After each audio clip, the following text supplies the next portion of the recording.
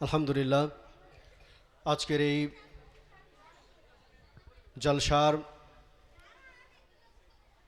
বাংলাদেশ জামাতে ইসলামীর শহীদ আব্দুল মালেক ইউনিট কর্তৃক আয়োজিত আজকের এই সিরাত মাহফিল এবং সাংস্কৃতিক সন্ধ্যায় আজকে আমাদের সামনে উপবিষ্ট আছেন আজকের এই প্রোগ্রামের মধ্যমণি প্রধান আলোচক মাওলানা বিশিষ্ট ইসলামী চিন্তাবিদ আলেমে দ্বীন মাওলানা শেফাউল হক।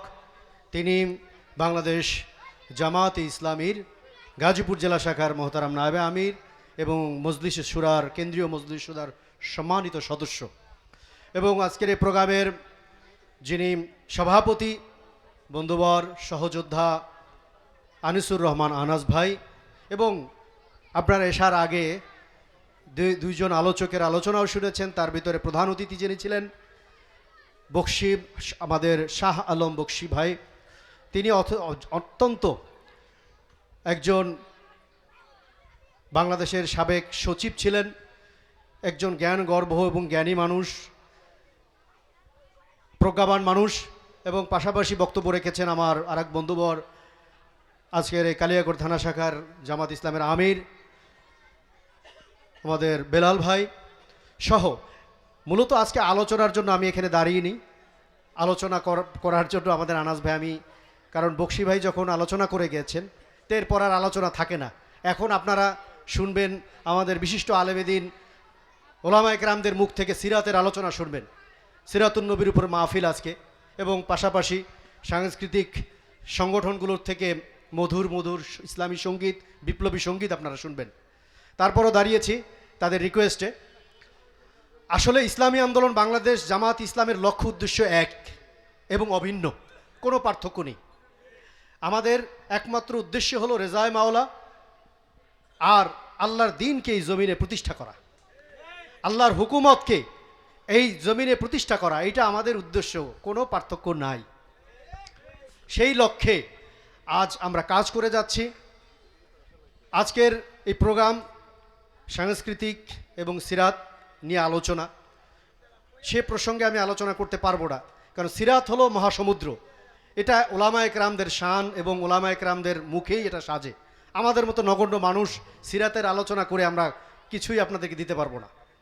তো যাই হোক, তারপরও আসলে নারিকেল গাছ দেখলে যেরকম বোঝা যায় যে নারিকেল গাছের ছাল দেখলে কিন্তু বোঝা যায় এটা নারিকেল গাছ, পাতা দেখলে বোঝা যায় এটা নারিকেল গাছ, ফল দেখলেও বোঝা যায় এটা নারিকেল গাছের ফল।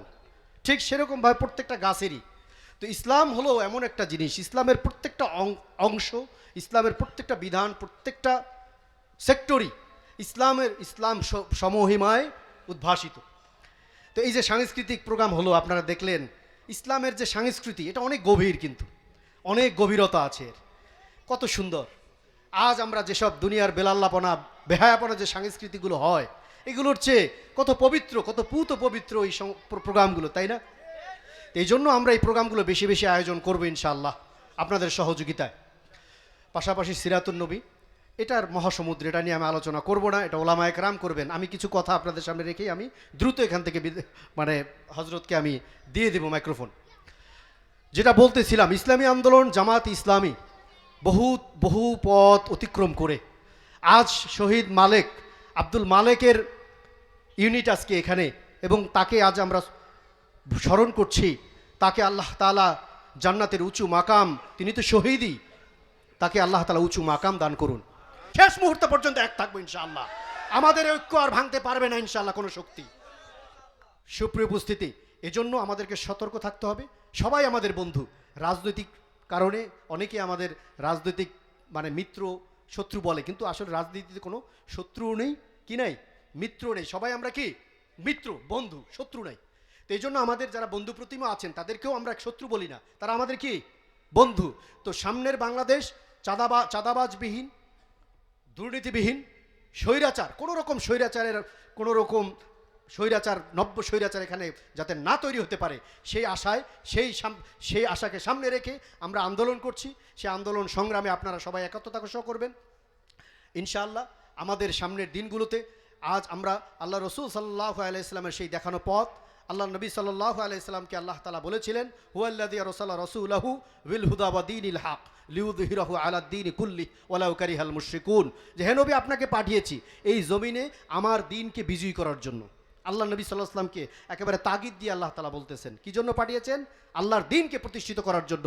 এই জমিনে আমরা আল্লাহর দ্বীনকে প্রতিষ্ঠার জন্য সেই নকশা নমুনা, সেই তামান্না নিয়ে এগিয়ে যাচ্ছি, এবং সেটা আল্লাহ রাসূল সাল্লাল্লাহু আলাইহি ইসলামের সুন্নাহ অনুযায়ী এবং সাহাবায়ে কেরামের পথ অনুযায়ী। এইভাবেই আমাদের কার্যক্রম চলছে ইনশাআল্লাহ। সামনের দিনগুলোতে আমাদের সংগ্রামে বিপ্লবে আমরা এক আছি, এক থাকব, সেই আশাবাদ ব্যক্ত রেখে আমার বক্তব্য এখানেই শেষ করছি। আমা তৌফিক ইল্লা বিল্লাহ।